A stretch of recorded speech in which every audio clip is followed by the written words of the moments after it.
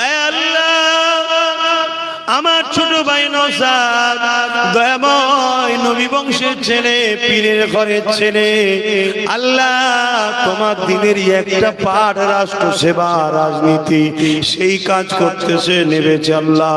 ওকে ন্যায়ের সঙ্গে সততার সঙ্গে ইনসাফের জন্য আল্লাহ মানুষের সেবক ওকে বানাবেন।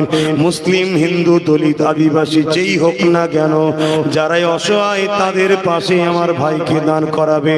আমার ভাইকে সমস্ত ধর্ম বর্ণ কালার মানুষের গরিবের সেবা করার জন্য, ইনসাফ ইনসানিয়াত প্রতিষ্ঠিতর জন্য আল্লাহ আপনি আমার ছোট ভাইকে অনেক বড় রাজ ক্ষমতার সিংহাসনে বসাবে।